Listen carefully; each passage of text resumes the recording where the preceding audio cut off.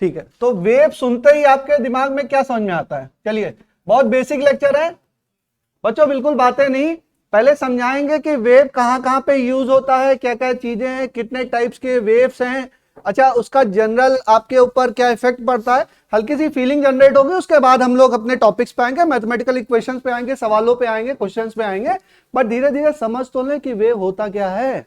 Wave हम लोग पढ़ने जा रहे हैं, वेव सुनते ही आपके दिमाग में, मस्तिष्क में कोई बात याद आती है? सुनिए, तरंगे, ठीक है, तरंगे। और तरंगों में आप लोग ने सबने एक एक वो तो किया होगा कि तालाब है, तालाब में आपने वो मारा होगा, पत्थर ड्रॉप किया, तालाब में पत्थर ड्रॉप किया तो क्या करता है, जो ये सर्कुलर वेव क्या होती हैं, जनरेट होती हैं, सर्कुलर वेव क्या होती हैं, जनरेट होती हैं। तो ये कहां से जाती है? बिल्कुल बातें नहीं बच्चों, एकदम कॉन्सेप्ट समझिए, एकदम कंसंट्रेट हो गए। बातें नहीं बुशरा, क्या बात कर रही हो? मत करो बेटा, मत करो, डिस्टर्ब हो रहा है। कौन कर रहा है? अरे गौरव मत करो बेटा, कंसंट्रेट करो, ठीक है। तो वो क्या कर रहा है? बात नहीं, बातें नहीं बिल्कुल, ठीक है। वेव क्या हो रही है? वेव क्या हो रही है? ट्रांसपोर्ट हो रही है। बात समझिए, यहां मैं बोल रहा हूं, वहां आपके दिमाग में होनी चाहिए ट्रांसपोर्ट, बातें नहीं, ठीक है। तो ये क्या कर रही है? वेव आपकी ट्रांसपोर्ट हो रही है। और चलते हैं हम लोग, थोड़ा और आगे चलते हैं, ठीक है। जैसे आप टेलीफोन यूज करते हैं, फोन आप लोग यूज कर रहे हैं, तो फोन आपने उठाया, मिला लिया, ठीक है। तो यहां से क्या निकला? Electromagnetic wave. और इसी के थ्रू क्या हो रहा है? आप बात कर पा रहे हैं। घर पे डीटीएच लगा हुआ है, सबके घर पे लगा हुआ है डीटीएच, डायरेक्ट टू होम। वहां पे क्या हो रहा है? सैटेलाइट के थ्रू डायरेक्ट क्या आ रही है? वेव आ रही है। दिखाई दे रही है? दिखाई नहीं दे रही है। तो अच्छा, सनलाइट जो आ रही है, सनलाइट आ रही है सन से, कितना दूर है सन, वहां से क्या हो रही है? आ रही है लाइट। तो देखो, लाइट आ रही है, तो लाइट क्या ला रही है साथ में? एनर्जी ला रही है। क्या ला रही है? एनर्जी ला रही है। आप लोग बायो के स्टूडेंट, आप लोग को पता है कि अर्थ पे जितना भी फॉर्म ऑफ एनर्जी है, कोई भी फॉर्म ऑफ एनर्जी है, वो आपकी सन की ही एनर्जी है, इन द फॉर्म ऑफ सन की एनर्जी ही कन्वर्ट हो रही है। आप सब्जी खा रहे हैं, खाना खा रहे हैं, कुछ भी खा रहे हैं, वो बन कैसे रही है? सन की एनर्जी का ही यूज करके बन रही है। ऑल फॉर्म ऑफ एनर्जी जो है लगभग लगभग क्या है? सन की एनर्जी ही है। अच्छा, सन एनर्जी तो ले आया, लेकिन मैटर भी लाया क्या? मैटर नहीं लाया। साउंड क्या है? मैं बोल रहा हूं, आपको सुनाई दे रहा है, मैं बोल रहा हूं, आपको सुनाई दे रहा है। क्यों सुनाई दे रहा है? वेव के कारण। अच्छा, अगर ये वैक्यूम होता, तो हम लोग अंतरिक्ष में होते तो मैं बोलता रहता, आपको सुनाई नहीं देता, लेकिन मैं आपको दिखाई देता। सुनाई नहीं देता लेकिन दिखाई देता। क्यों? क्योंकि लाइट वेव के लिए मीडियम की जरूरत नहीं है, साउंड वेव के लिए मीडियम की जरूरत है। इस बात को थोड़ा एहसास करिए, समझिए। मैं आपको दिखाई तो देता, लेकिन सुनाई नहीं देता। तो दिखाई क्यों दे रहा हूं भाई? अभी हम लोग ऑप्टिक्स तो बाद में पढ़ेंगे, लेकिन दिखाई दे रहे हैं तो इसका मतलब क्या है? कुछ लाइट वेव का चक्कर है, ठीक है। तो लाइट वेव तो ट्रांसपोर्ट कर रही है, किसमें? वैक्यूम में भी। उसके ट्रांसपोर्टेशन के लिए मीडियम की रिक्वायरमेंट नहीं है। अब उसको ट्रांसवर्स बोलेंगे, लॉन्गिट्यूडनल बोलेंगे, आगे हम लोग समझेंगे क्या बोलेंगे, ठीक है। लेकिन साउंड वेव के लिए मीडियम की जरूरत है। एक्चुअल में कैसे ट्रांसपोर्ट हो रहा है? मैं यहां पे बोल रहा हूं, तो यहां पर एयर पार्टिकल्स हैं, एयर पार्टिकल्स हैं, और वो क्या कर रहे हैं? वो वाइब्रेट कर रहे हैं, ठीक है।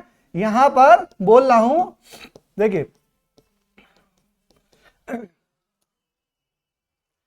मैं यहां पे बोल रहा हूं, तो यहां पे क्या छोटे छोटे छोटे छोटे एयर पार्टिकल हैं, वो क्या कर रहे हैं? वाइब्रेट कर रहे हैं। और वाइब्रेट करते करते अपने बगल में वाइब्रेशन ट्रांसफर कर रहे हैं। वो दूसरा वाला अपने बगल में वाइब्रेशन ट्रांसफर कर रहा है। ऐसे वाइब्रेशन क्या होता है? ट्रांसफर होता जाता है। इसी तरीके से वेव क्या होती है? आपकी ट्रांसफर होती चली जाती है। लेकिन अगर एयर के पार्टिकल ही नहीं होंगे तो आपका ट्रांसफर होगा? ट्रांसफर नहीं होगा।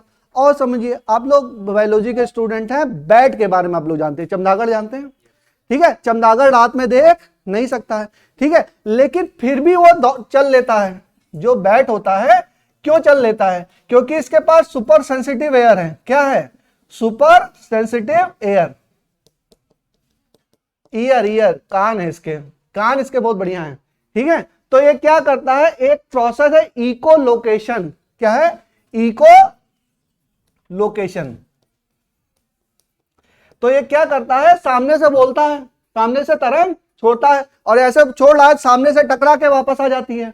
तो इको हो रही है ना, सामने से इसने छोड़ा और सामने मान लीजिए कोई ऑब्जेक्ट है, उसे टकरा के क्या हो रही है, वापस आ रही है, तो इसको पता चल जाता है कि कितनी दूर है, कोई सामने ऑब्जेक्ट है या नहीं है, सामने ऑब्जेक्ट है या नहीं है। तो उस हिसाब से अपना डायरेक्शन क्या कर लेता है, चेंज कर लेता है। देख नहीं पाता है, देख नहीं पाता है। इको लोकेशन से ये क्या करता है, बार बार तरंगे छोड़ के, और इसका कान बहुत तेज है, इसके कान बहुत तेज है, सुपर सेंसिटिव ईयर है ना, तो ये क्या करता है, उसको सेंस कर लेता है, उसको सेंस कर लेता है, अपना मार्क क्या कर लेता है, चेंज कर लेता है। तो किसकी हेल्प से, with the help of wave, with the help of wave.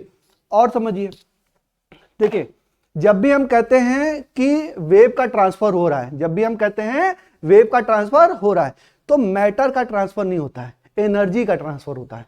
Matter का ट्रांसफर नहीं होता है, एनर्जी का ट्रांसफर होता है। जब सूर्य की रोशनी हमारे धरती पर पड़ती है तो क्या कुछ पार्टिकल भी आता है क्या, पार्टिकल तो साथ में आता नहीं है, क्या आता है, केवल एनर्जी। थोड़ा और इसको महसूस करेंगे, जैसे मैं बोल रहा हूं आपको सुनाई दे रहा है, मैं बोल रहा हूं आपको सुनाई दे रहा है, तो साउंड एनर्जी है, एनर्जी है ना, तभी तो आपको सुनाई दे रहा है। अगर इसके साथ मटेरियलिस्टिक ट्रांसफर भी होता, मटेरियलिस्टिक मतलब मैटर का ट्रांसफर भी होता, अच्छा मैं यहां पे बोल रहा हूं तो ये एयर पार्टिकल क्या कर रहे हैं, वाइब्रेट कर रहे हैं, और आपके कान के पास का भी एयर पार्टिकल क्या कर रहा है, वो भी वाइब्रेट कर रहा है, और अंदर पर्दा भी क्या कर रहा है, वो भी वाइब्रेट कर रहा है, उस वाइब्रेशन की वजह से आपको सुनाई दे रहा है। बात क्लियर है। लेकिन अगर मैटर का ट्रांसफर होता तो मैं यहां से बोलता, कुछ एयर पार्टिकल चला जाता, और कहां तक जाता, आपके कान तक जाता, और कान के पर्दे पे क्या हो जाता, डिपॉजिट होता जाता है, होता जाता होता जाता, बोलता जाता और डिपॉजिट होता जाता, तो आपका कान का पर्दा तो क्या हो जाता, भारी हो जाता।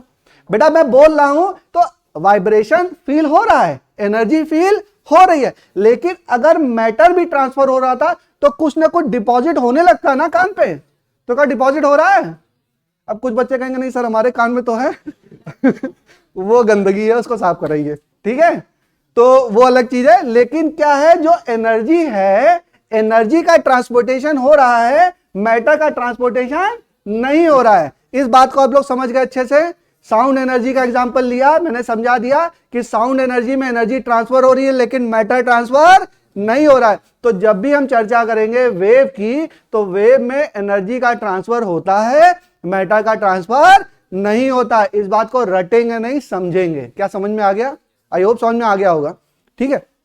अब और बहुत सारे एग्जांपल है, जैसे मान लो स्ट्रिंग है, ठीक है, कोई स्ट्रिंग है और स्ट्रिंग में मैंने क्या कर दिया, यहां पर स्ट्रिंग है और ये रिजिड सपोर्ट है और यहां पर मैंने एक स्ट्रिंग लगाई, ठीक है ना, स्ट्रिंग लगाई, और इसमें क्या कर दिया मैंने, स्ट्रिंग को ऐसे करके क्या कर दिया, झटका दे दिया, इसको ऐसे करके मैंने झटका दे दिया। तो कुछ समय बाद जो ये वेव है ये ऐसे पहुंच जाएगी, फिर उसके कुछ समय बाद ये ऐसे चली जाएगी, और उसके कुछ समय बाद ये ऐसे, मतलब ये पल्स है, ये क्या होती रहेगी, ट्रांसफर होती रहेगी, पल्स है ये ट्रांसफर होती है। और इसको लगातार मैं हिलाता रहूं, लगातार अगर इसको स्ट्रिंग को मैं हिलाता रहूं तो ये वेव क्या होगी, कंटिन्यूअस हो जाएगी। भाई अगर इसको लगातार, अगर एक ही बार हिलाऊं तो क्या होगा, ऐसे, तो ये क्या हो जाएगा, पल्स का ट्रांसफर, उसको कहते हैं पल्स भी कहते हैं। ये जो एक पोर्शन होता है ना, इसको क्या बोलते हैं, पल्स। क्या बोलते हैं, पल्स। और इसको बोलते हैं एक वेव, और इसको क्या बोलते हैं, इसको बोलते हैं वेव ट्रेन। क्या बोलते हैं, वेव ट्रेन। बेटा देखो, एक बार हिलाया तो एक ही ट्रांसफर होगा, ठीक है। रिलेट करिए, कोई चूहा है और उसके ऊपर आपने चद्दर ढक दी, अब ये चूहा क्या कर रहा है, एक ही चूहा है और ये क्या कर रहा है, लगातार क्या कर रहा है, घूम रहा है। तो एक बार पल्स दी और अंदर क्या कर रहा है, ये घूम रहा है, तो इसको क्या बोलेंगे, पल्स।